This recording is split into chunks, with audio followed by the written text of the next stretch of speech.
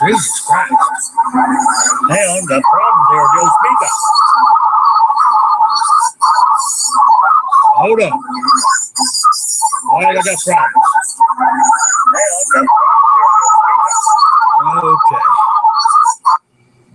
There we go. All right. Back on track.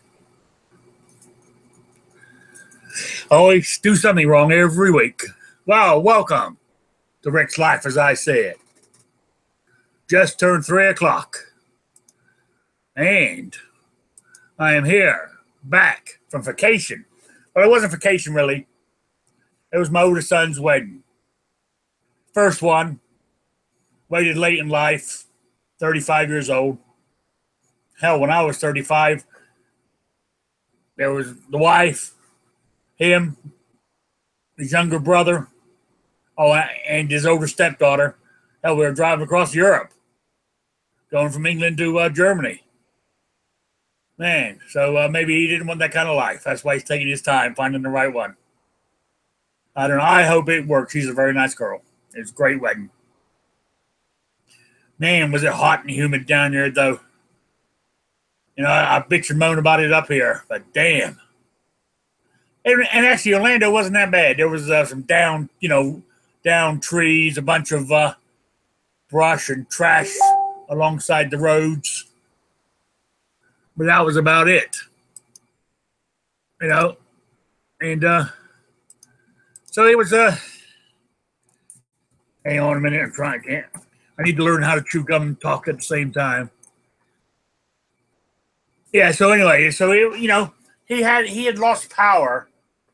I mean, but because my original flight was Tuesday and it got canceled, rescheduled for Wednesday evening. I finally got down there midnight Wednesday or Thursday morning, and he had power back. But I mean, that was I tell you, you pay for what you get. I mean, I was getting an electric scooter because where his wedding was and other stuff I couldn't walk that far. So I decided to rent a minivan. I found one that was dirt cheap. It was only about $250. And as it turned out, it was a 2017 model, fully loaded. It was a Dodge Grand Caravan, had leather seats, had everything in it. But the service, I mean, I had to wait 45 minutes for the shuttle bus. When we find there's about 20 people on the bus. Now, when I finally get there, of course, I mean, I'm tired, I'm hurting, I can barely walk. I got my cane, got my suitcases. Oh, excuse me. Luckily, the shuttle driver took my cases off for me. Stood in line for an hour. Fine, I was the last one because everybody else beat me to the front of the line. Finally got up there and she goes, taking out or turning in. I said, you mean I would have to stand in that line for an hour to turn a vehicle in? She goes, at this time of night, yes. I said, Jesus. I said, I'm taking one out. So we went through all the paperwork and everything else. She says, I said to her, is there any chance somebody could bring the van up here or take my luggage to the van? Because as you can see with the cane, I said, I am disabled and I need help. She says, I don't think so, but let me find out. She goes, well, he brought it halfway. So I had to walk with my luggage about 25 yards to where the car was. You know? Then on the way back, I dropped it off. And there was lady there with her scanner gun. There was a bunch of guys over there cleaning these vehicles and stuff. I said, any chance anybody help me with my luggage up to where the shuttle bus is? They all pretended they didn't speak English, didn't understand what I was asking. All right, but see, I said you pay for what you get. But besides that, and I flew back. I never heard of them. I flew back Frontier Airlines. I never, flown them before. I mean, they are cheap. Here I go. You pay for what you get. They are cheap. I think they use the airplanes. All the other carriers, got rid of it to upgrade. And you don't even get a free soda or a cookie. They charge you for everything on that plane. Thank God it was nonstop, 2 hours and 50 minutes. I dozed the whole way, so I didn't have to worry about it. But that's life. But anyway, the wedding went great and everything else. Even actually, and for his stag night, per se, my son's not a drinker, nor are any of his friends. Oh, no. Why am I yawning for? I do not know. Anyway, we went shooting at an indoor range down there, and that was funny. We're driving around down in downtown Orlando. It literally was across the street from the state jail, and it was in a strip mall, and I counted them. The gun range was right in the corner. Then there was 1, 2, 3, 4, 5 stores, and every one of them was a Bell's bondsman. I thought, man, oh man, they're asking for trouble. But guns down there is like, hey, John, good to see you. Morning, Rick. I did send you a request. I did send you an invite. Yes, sir. Okay. But down there, I mean, they advertise guns on the radio and stuff like that. Not like up here in the north, especially where I'm at in the Northeast. It's like taboo, to talk about a gun. But, bad news real quick. Do you guys remember that bill I was telling you about where they could, doesn't matter if I pissed my neighbor off and he said I'm a bad guy and he wants to put an injunction against me, they can come and confiscate my guns? Well, that passed last Tuesday. Oh, dear God. But hopefully their next course of action is the second coalition and all of that up here is if anybody gets, if they're, what they're saying is if they're domestic violence, then let them take their guns. It's not right, but what we're looking for is a case where I piss my neighbor off and he does it and I lose my guns. They're going to take him to court because it is unconstitutional, is what they're saying. But whether they're winning that one, I don't know. But that's the way. Have they put in a repeal request for that? Yes. Okay, good. Yeah, but the governor signed it already. Oh, you got to get out of there. Yeah, oh yeah. Tell me about it. You know what it's like, John? It's getting bad as New York up here. I tell you. Yes, sir. New York's passed a few things as well. And they're already talking about for the next session is they're going to go for limit on magazines capacity, and they want to make restrictions on the big bad black gun. Are you talking about where you are? Yeah. Because where I am, they can't pass any more restrictions because that would leave only one bullet in there. No, I'm talking about up here in Rhode Island. See, Rhode Island, we're pretty generous. I mean, like Massachusetts and Connecticut have restrictions on the on the AR-15 and the size of the magazine. Somehow Rhode Island has managed to fly under the radar. Right. But now we got people here that said, well, the rest of the states are doing it, so why can't we? Yes. You know, they've lost that federal level, so they're going to get us at the state level. And that's the problem. I mean, we have a guy, I can't think of his name right now, up here. He said last year, you know, before the election, anytime anything came to the courthouse, they put the word out, and all the people who were, Second Amendment, Yahoo, and everything else, I mean, they turned up in the hundreds up to the State House, you know, to show their presence, so they didn't think it was fair. He said the last couple of times since Trump's become president, hardly anybody shows up. See, we're sitting back on our ass, and I'm just as guilty. I didn't go, you know, and why not? I mean, I don't work. I could go, you know, but that's the mentality that we fall ourselves into. Oh, we're good. Trump's in charge. We can sit back and relax. Well, we can't. They're just gnawing away at us any way they can. Well, that's another reason people need to get off their asses and really get onto their senators, legislators, and whatnot, with everything going on now. With the two bills, like the Reciprocity Act right now is going onto the floor this week, possibly, or next. Well, the Share Act's going on, isn't it?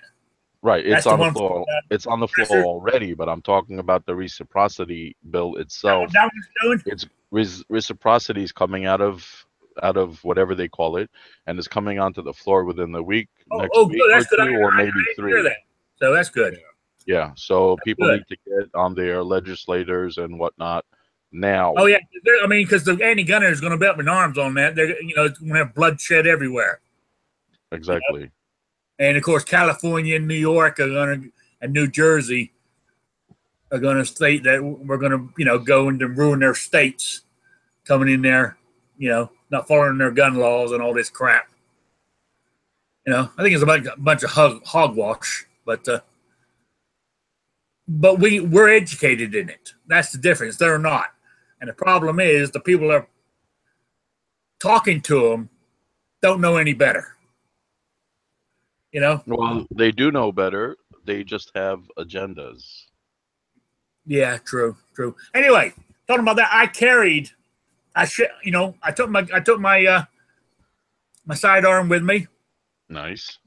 Yeah, when I got to the airport, got up to the checked baggage, I'm in my wheelchair. They got me. I said I need assistance, so they brought a wheelchair up. I sat in the wheelchair, got to the ticket agent. I said I got to check in a firearm. So they said no problem. They said they give me a little card to fill out to say that I swear it's unloaded, you know, and the ammunition is separate from the gun and all this crap.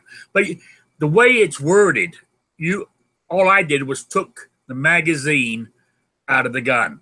I left the ammunition in the magazine in the same box, the same metal container that the gun was in. TSA said that is fine. So, because I only took the gun in one magazine that was in the gun. Well, anyway, I had to open the suitcase up so they could see it, and they laid the card on top of the case, close it up, then off it goes. Of course, when I get to the other end, when I get to Florida, because of the thing that happened at the other airport, when I got to Orlando, right, I had to you have to go to the baggage claim office and claim your bag. And I went in there and claimed, you know, I said who I was and come to get my luggage. And they said, they asked me, you know, they said, yeah, they said, you have a firearm? I said, yes. They said, okay, it hasn't come in yet off the plane. Well, 2 seconds after that, it came through. And he said, is this your name? Can we see your ID? So I showed them my license. And they said, okay, be right back. And they came back. I tell you, my suitcase had the biggest, thickest zip ties on it. They had one going across the side, from top to bottom, side to side, and they cross angles. Oh dear God! They didn't bust up your bag, did they? No, they had no. But what I'm saying is they had it on there so tight, there's no way you could get into it. You know, Good. they didn't want you to touch your gun until you left the airport property. No, understood. Yeah, I mean, I didn't have a problem with it, but I thought it was funny. I thought, man, that's a bit overboard, you know. But on the way back, I done the same thing. Got it thing. They took it off. I went when I got back here to Rhode Island. I said, I said, can I need to go to the Claridge Bank, the office. Claim. Right. And the guy that was pushing me in the wheelchair, I said, well, I got a firearm to pick up. He said, oh no, you picked them up over on the oversized suitcase thing. You know where they come out on the belt? Yeah. Right? You go to oversized luggage, and that's where your bag is. Well, we went over there, and sure enough, there it was. And I grabbed, he grabbed it, put it underneath there. Anyway, cut a long story short, got to my truck, started to throw my suitcase in the back of the truck, and I smelt like perfume. I said, what the hell? I unlocked my suitcase, and I opened it up, and everything, gun included, all my clothes, everything, was covered in shampoo. For some unknown reason, TSA went in there, and why they touched my shampoo, I don't know. But somehow the bottle burst open, the top was off of it, and it poured off. Was it a small bottle? What? No. Was it a small bottle? No, it was a large bottle. Oh, dear God. Oh, yeah, it was everywhere. I smelled like a French whore, Anyway, I got it home. I had to do my laundry, and I had to clean my gun, of course, because it was covered in shampoo. That was exciting. But the most important part is you didn't have an issue with the gun, and you had a good time at the wedding. No, when I said I was worried, that's the first time I ever traveled with a firearm, and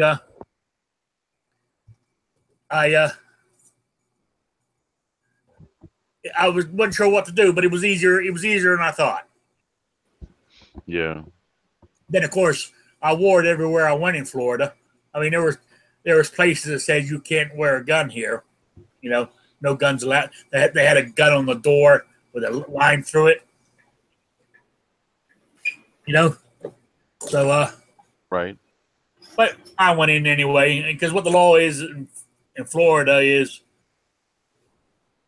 they can't stop you. They can ask you to leave, and so all they can get you for is trespass. Yeah. So nobody asked me, nobody said anything, but everybody was wearing guns. I mean, because I was looking for them. There was more carry guns in Florida than I ever known. It was interesting. It was interesting. Plus, when we went to the indoor range, you could rent a machine gun for $30.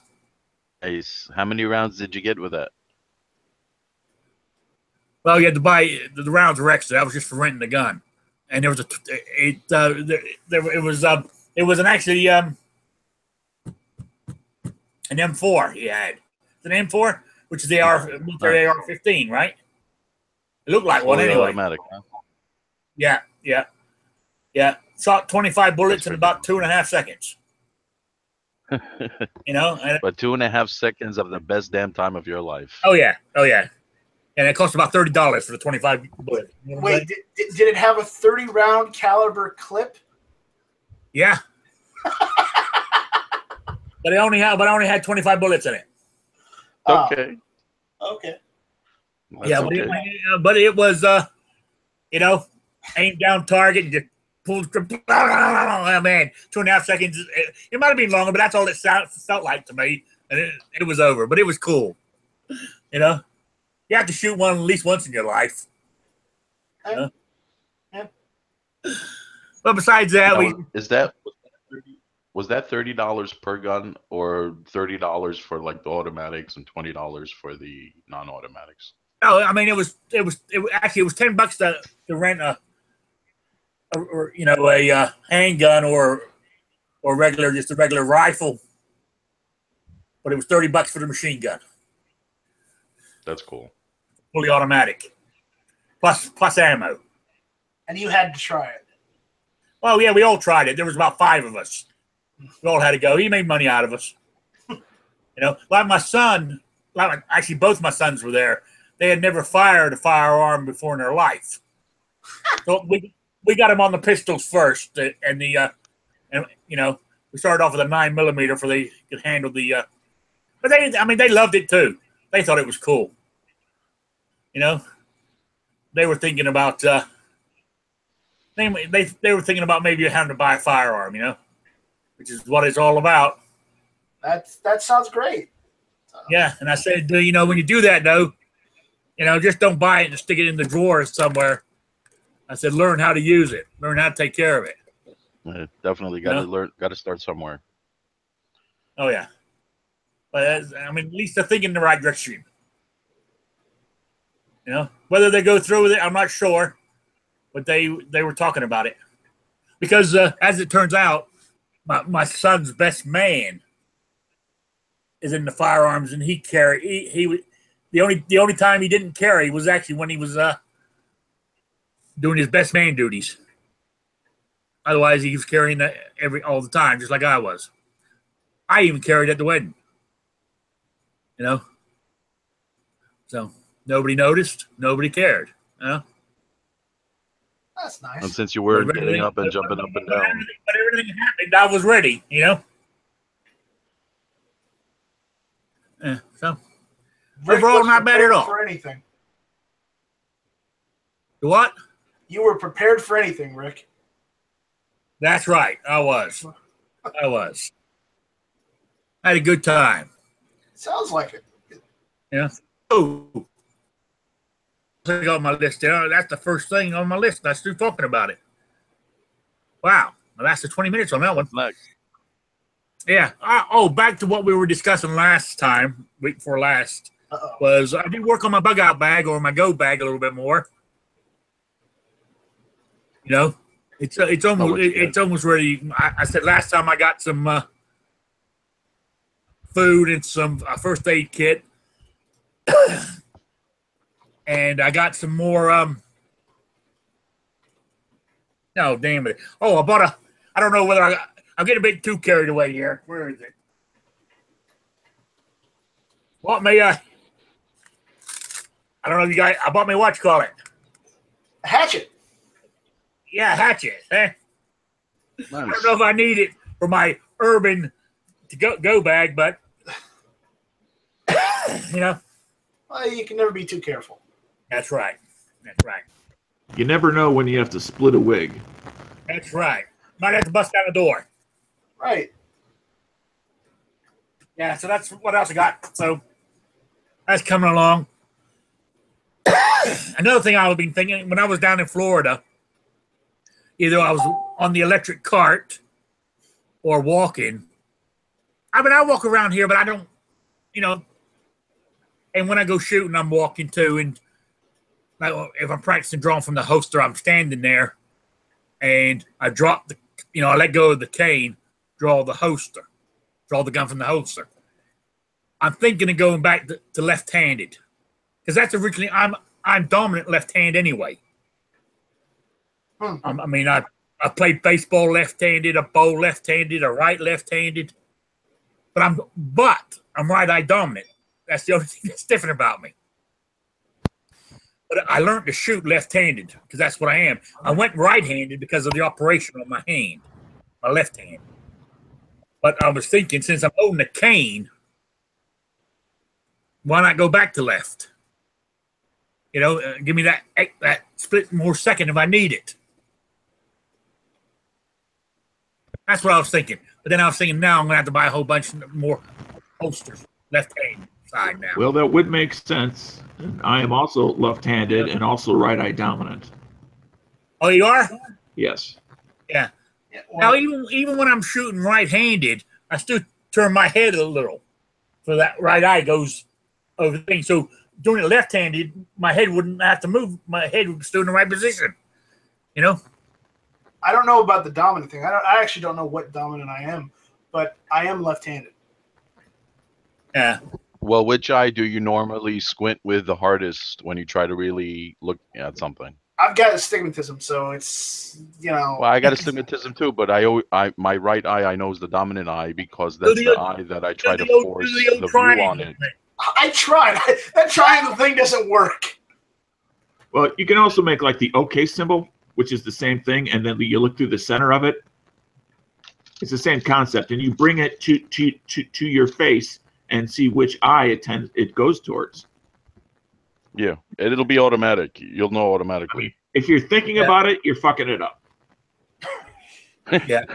Well, basically. Well, then I need to throw that out the window and get a different test. Seriously. So but your dominant eye will automatically go to it. You'll know right there. Yeah. So really, when you think about it, I don't have a weak hand because I started shooting left-handed. It was after the operation that I went to my right hand. You know, and actually, the doctor was. I mean, the surgeon I used, he was gun friendly.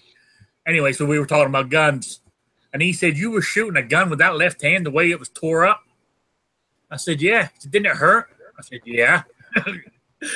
You know, because I had in my left hand, I tore all the ligaments in it. He said, "How in the hell did you manage to hold on to a gun?" I said, "I don't know. I have a very high pain tolerance. You know, I'm not one of these wimps that get a splinter and have to take 2 months off. You know." Rick, you could have impressed some of the nurses there by just saying, "I did it by sheer force of will." Yes. Yes. Yeah. Anyway, that's where I was going. Do I go back to left-handed? That is my question. Yeah. Well, if you're carrying around a walking stick all the time in your right hand. I do. The walking stick is with me all the time. I've continued. I've always shot left-handed, even though I'm right-eye dominant. I've just trained my way to shoot that way myself. Yeah, I'm thinking of going back to it as well. You know what I'm saying? Yep. I just went right. I said when I had the operation on the hand, I couldn't use it for almost 9 months. I couldn't hold the weight in the hand. Now I was using it the other day. Let me give you an analogy or an example. If you think you might be vulnerable when you're standing up with a cane, that you might look like a victim, how much of a victim are you going to look like when you're laying on your back? Oh, God. Yeah. Because that's what's going to happen if you have to drop that cane and suddenly start moving around, right? Oh, yeah. Yeah. And how are you going to draw and shoot then? Good point. And have you practiced it? Right.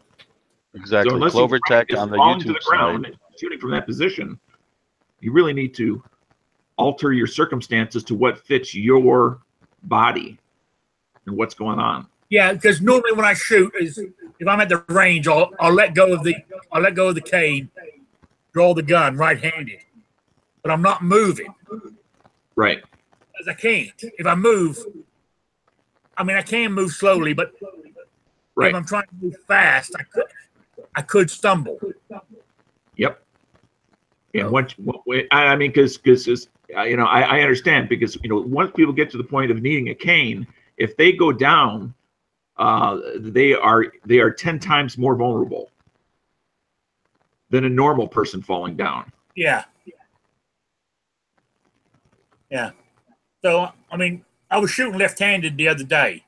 I wasn't moving, but I was shooting left-handed. It was like it came natural, just like it did before.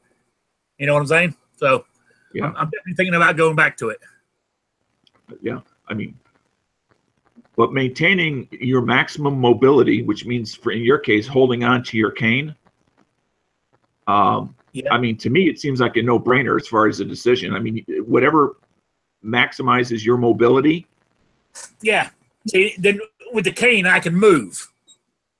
Yeah. You know what I'm saying? Because I put the weight on there, and I can move faster. I can hobble away faster. Because if need be. Yeah. I can haul away and shoot at the same time, basically what I'm saying. For healthy people, they may not get it, but any movement is better than no movement. Oh, absolutely. Absolutely. Yeah, so that's what else I got here on my list? Oh yes. Back to the other thing too, going back to my go bag, my bug out bag. Also what I started doing again. I really haven't stopped doing it, but occasionally I've let it slide past it. It's like my truck. I never let it go below half a tank. You know, because you never know. Because when I was down in Florida, Orlando didn't get hit so hard as the rest of Florida did, but it did have lost power. And when there was no power, my son, there was no gas because gas stations have no electric. You know, so with a half a tank, I could have got around some. You know what I'm saying? So, I mean, that's another reason for doing it. Not just because, you know, the zombies are coming. I'm just thinking natural disasters. I mean, they just had that. I mean, they were big. They thought that which one was it? Jose or whatever was going to do damage up here, but it came nowhere near. Well, we had high winds and rain the other day. If it had turned inwards and hit us, we could have been in the same situation. No power. You know, no way to get gas. So it's always a good thing to have a half tank full of gas, I think. So that's, you know, so from now on, that's when I'm going to make sure it doesn't drop below a half. What I've said is I've been letting it slide. I'll let it go down to a quarter of a tank before I fill it up and stuff. The vehicle kind of goes back again into mobility. You know, just like your cane is the more options you have available to you to be mobile, i.e., if you decide to drive away from the disaster as one of your options, gas is critical towards exercising that option. Yeah. Oh, yeah. I mean, I keep gas on hand, and I treat it, and once a year, I rotate it into my car, and then fill up my containers again, and retreat it. Yeah. Yeah. And I keep a tank full of gas in containers. How long before you need to put in the additional liquid in your gas to make sure it doesn't go bad before you should be using it and replacing it with new fuel? Well, I don't have a good answer for you. I do it when I first get the gas, so it mixes up properly. The directions on the additive that you're using will give you the specifics, but you're not supposed to store it without additives. And there is a difference in the north between summer blends and winter blends in regards to the chemical makeup of gasoline. And the winter blend, you know, if you can get it, you know, before it gets too cold, is the better of the two as far as storage. Okay, so Sean on the gun channel side said about 18 months. Okay. With the additive. I'll see you later. Take it easy. See you later. Rick, I'm glad to hear you're back and you're safe and sound. All right. See you later. Later. Have a good one. You too. Yeah. So, I noticed down in Florida. The gas cans are cheap enough. So you could always get like 2 or 3 steel gas cans to keep at home, and then 1 or 2 to keep in the car and just tie them down so they don't swish around. I did notice down in Florida, gas stations down there now, they have 2 or 3 pumps that do regular gas that has no additives to it, no ethanol in it, like it used to be in the old days. Right. You know, that gas keeps forever. Yeah, as well as there's a lot of like yard maintenance tools that have little motors on it that can't run on this more modern gas well without gumming up the carburetors. Oh yeah, I mean, it played hell on my old Honda, you know, Goldwing motorcycle. Right. I mean, because that wasn't made to run on this kind of gas we use today. No, but I got somebody who's interested in buying that, but it looks like I'm not going to be able to ride it anymore. Oh, you still have it? Oh yeah, I still got it. What year is it? It's an 80. It's an 82. Okay, so is it a 1200? It's 1100. 1100. Okay, Aspartate. yeah. I had a 1500. Yeah, the 1500 was what I was going to buy next. Because I was looking around, even though the 1800 is the newer one, Right. 1500 is actually, being a big guy like I am, actually has more room on it than the 1800 does. Yes. Yeah. But I say I'm going to get rid of it, but I might go.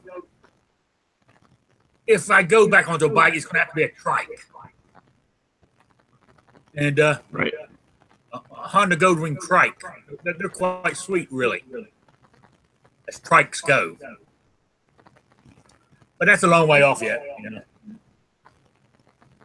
What I want to talk about next. Now I'm getting feedback here. Now, why am I? That might be me. Let me mute myself. Is that North Korea? What the hell are they doing? Go to war? Little Kim just had a little too much sugar. They're just waiting for the sugar level to drop. He's been eating too many jelly beans. Man, I don't think he really understands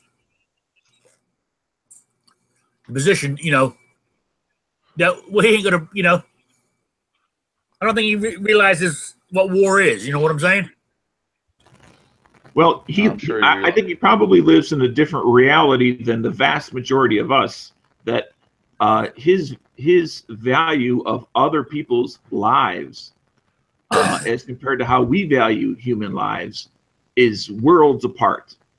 And that as long as he's going to live, that's all that matters. He's not really concerned about his citizens. Oh, absolutely not. Nor the citizens of the country to the south. Exactly. And that, if war must come and he stands even a small chance of being the king of the peninsula, I think he might try it. But he won't strike out, obviously, I don't think, because he knows that, or he suspects that China might not back him if he were to strike first. That's why he's trying to bait the United States into striking first. Yeah. It's like bait or chumming for fish. Yeah, I mean, and the problem is these civilians in North Korea, they bring brainwashed. That they're, because if he does something stupid, I mean, we're just gonna, we don't even have to drop a bomb on him per se, not a nuclear bomb. We can go in there and just bomb the hell out of them regularly, and those civilians won't know what happened to them.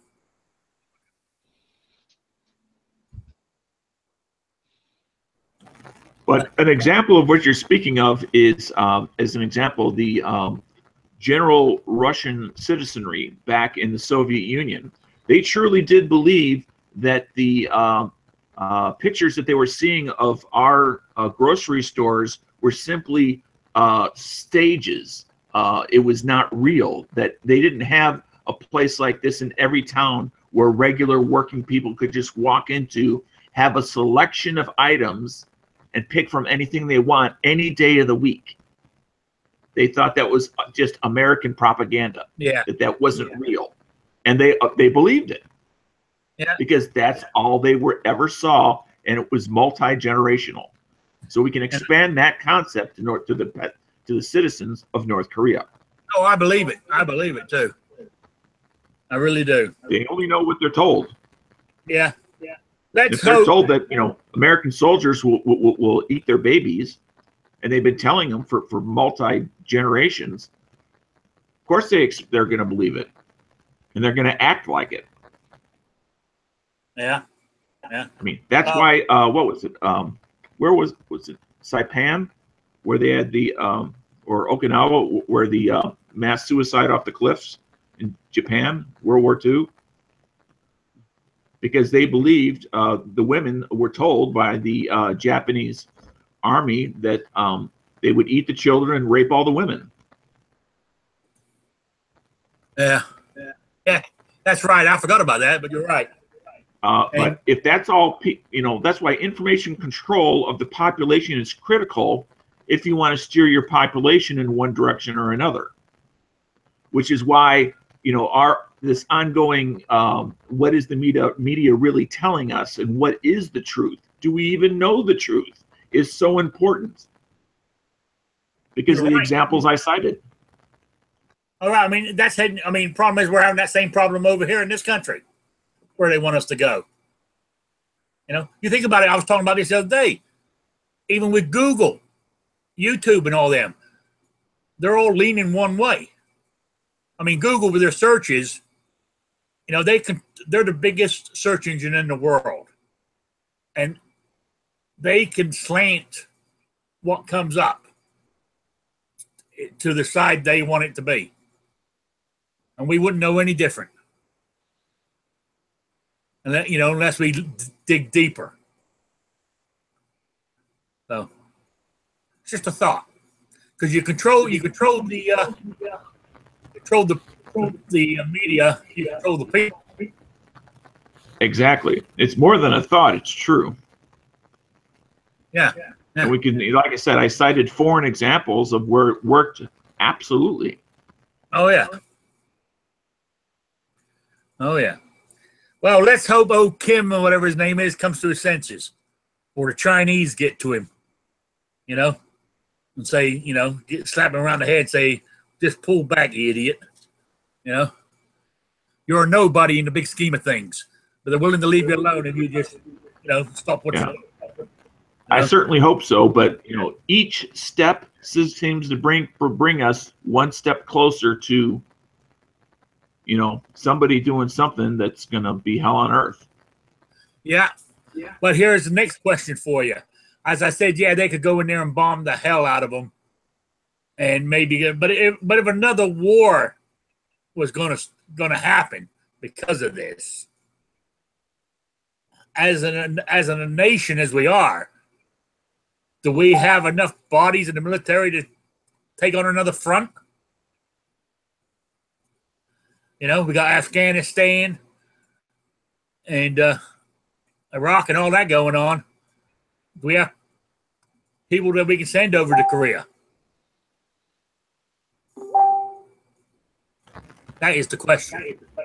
Well, the numbers I'm about to state are not necessarily current, but last I had heard is we were somewhere around 20,000 troops at the DMZ. We always have a division over there. It's not like we vacated, since the Korean War. Yeah. It's not like there's 500 or 2,000 people, American soldiers there.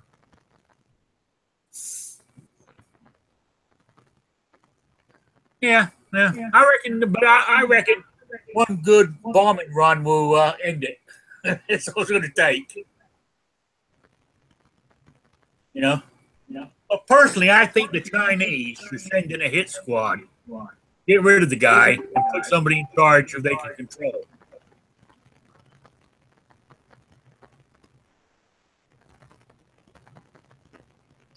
Whether that'll happen or not, I don't know. Well, if he truly is on the verge of pushing the button, then absolutely.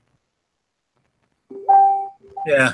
Because if he does, we have no alternative. You can't let Seoul with over 20 million people just go poof. No. And not respond in kind. We can't let every country have nuclear weapons either. We just can't do it. It's as far as who should get them, we got lucky. As far as the brain power, the timing of when our country became economically and militarily powerful, and when that technology came to fruition.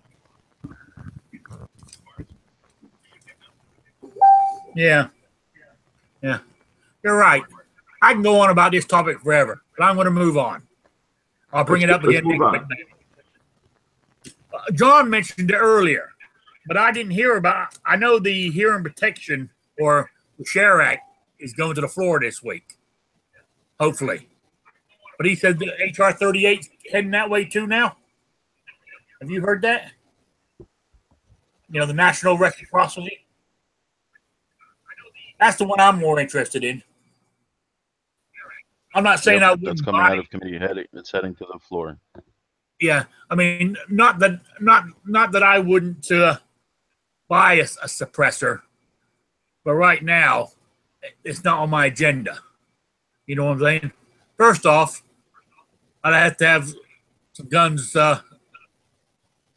be threaded or buy a gun. You know, I don't even have a gun that has a thread on it to take one. So, oh no, that's irrelevant. As long as it's an option, as long as it happens, people have the option. Yeah, yeah. There's a lot more to that than just the suppressor part of it, guys. Oh yeah, exactly. Hey Tony. Yeah, hey Tony. Yeah, you're absolutely right. But that's the removal of that sporting use bit is major. Changing it from sporting use to lawful use in the description of various regulations is major.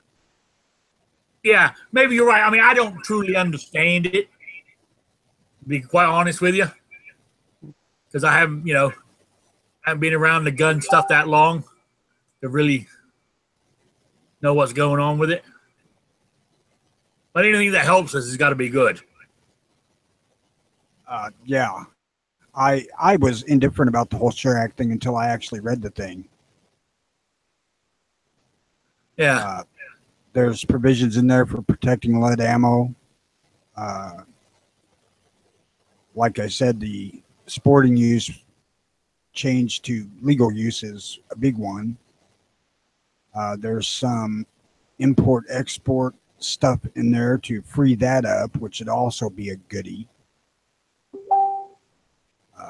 I can't remember. It's been a week now since we looked at it.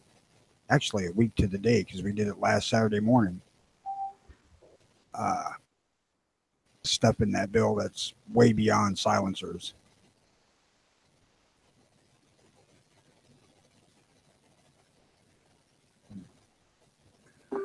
Yeah. So, so I was just reading Clover Tech's thing here. You think both of them going to die on us? I don't know. The Senate doesn't look good for anything. No, it doesn't. I don't know why either.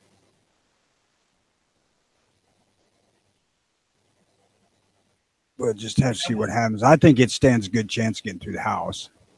Yeah, well, I mean, Paul Ryan scares me.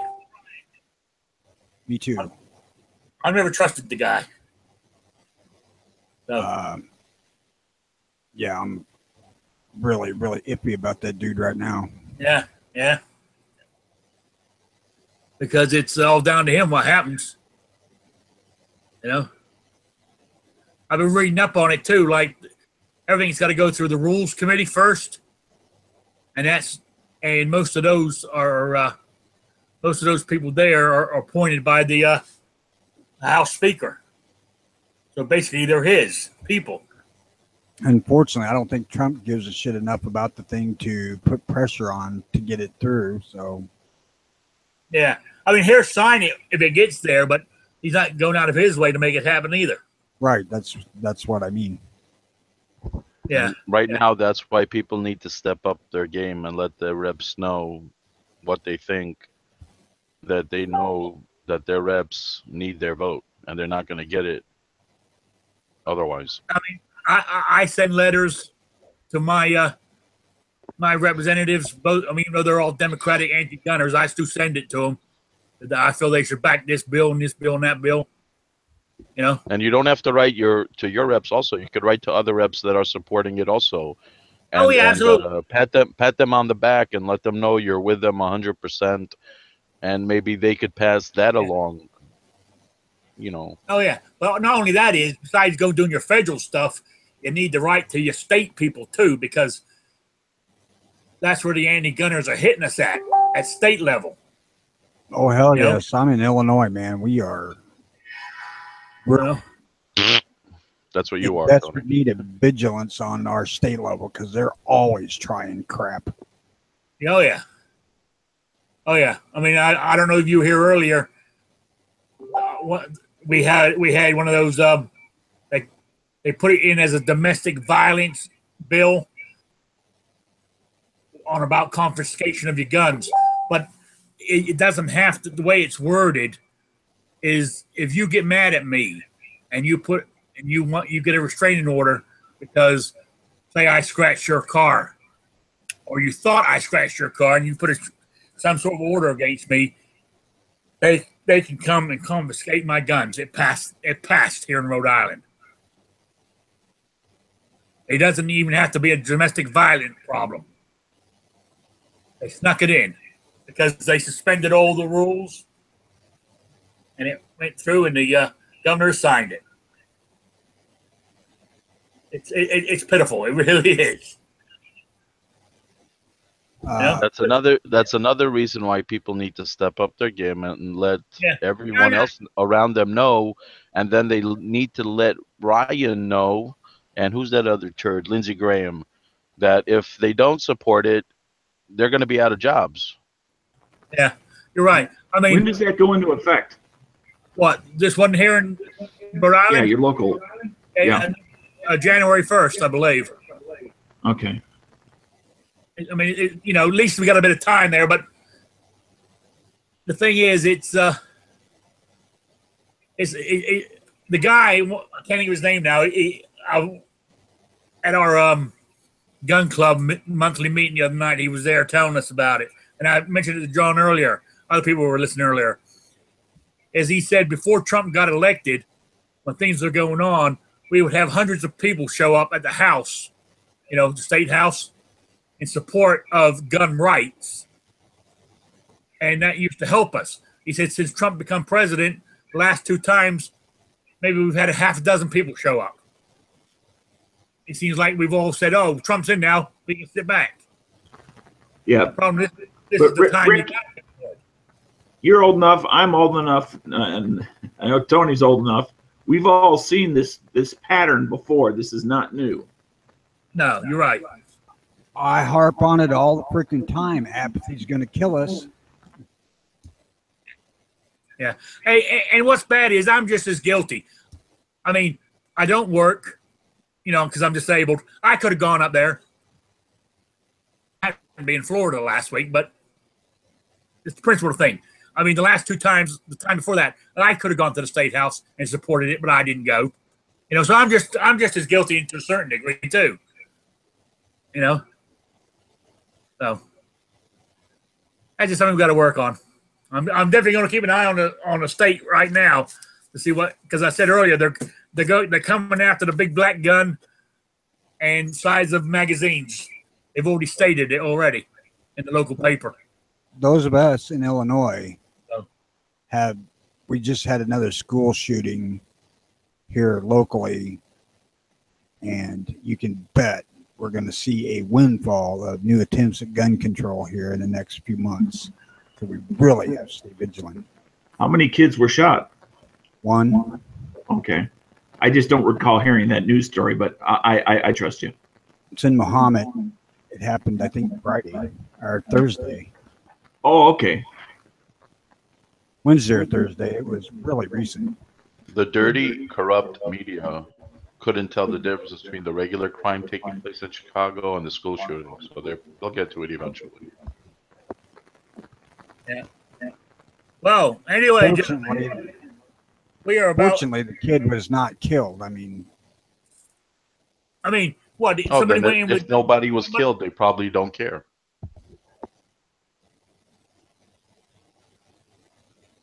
So, some kid walked into a school with a gun and tried to shoot somebody, or just brought a gun into the school? He actually shot somebody, and one of the teachers just tackled him and subdued him. Yeah, so how many people could he have hurt if the teacher hadn't tackled him? No idea.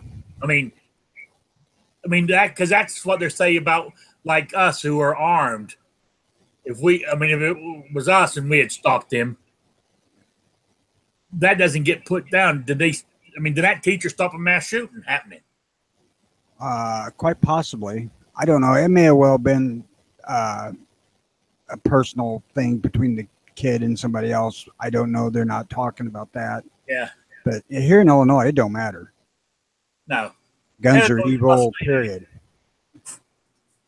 You know? But I was reading somewhere the other day, the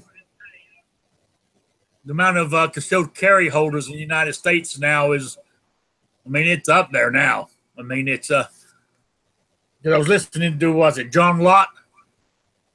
He was, I can't remember the figure he said now, but it's gone up by quite a few million since last year.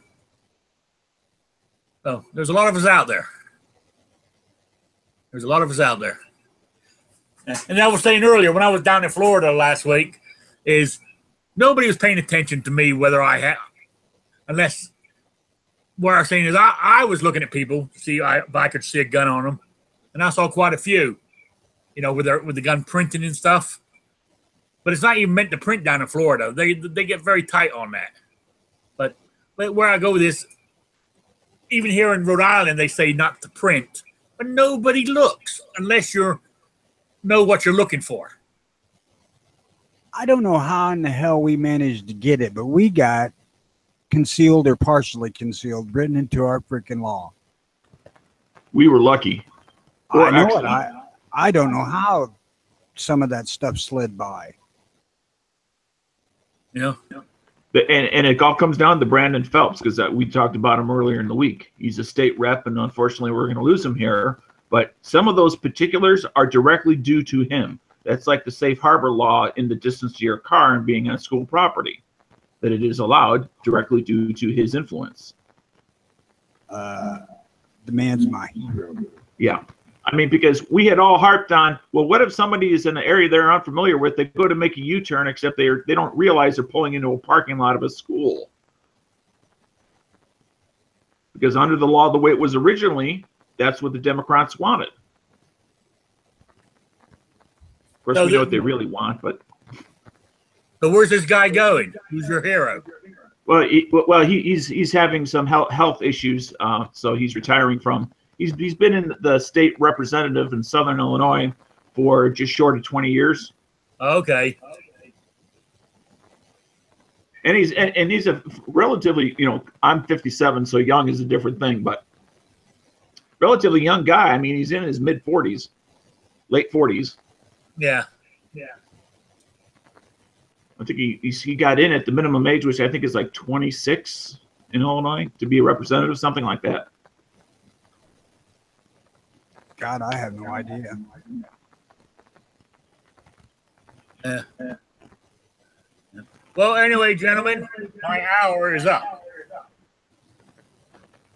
And it has been a great show this week. I really appreciate it. The parking meter has expired. Yes. Ding. Yeah. So I want to say thank you to everybody that showed up. Thank you to my panel. Want to do any plugs for your channel or anything? Hell, I've already plugged Early Watch a couple of times today. Okay. All right. How's the John Z project coming along? It's there. Just want to remind everybody, if you haven't already, log on to www.gunchannels.com and join up. It's free, and be part of a great community. I got another subscriber. Yeah. There you go. Yeah. Slowly but surely. They finally, YouTube finally took my away from me. Because when I was making YouTube, it said I was monetized, even though I wasn't. Yeah. They finally took it away. They said they found the glitch and they took it away from me. Even though you weren't making any money, even if nice you did. To see it there. Yeah. Notice how fast they found that. Oh yeah. But I gotta get 10,000 views before you get monetized. Easy. Oh well. I ain't doing it for the money anyway. So, anyway, gentlemen, thank you all. I appreciate it. And I will see you all next week. Thank Good you. day, Enjoy Adios. your weekend, All right. everyone.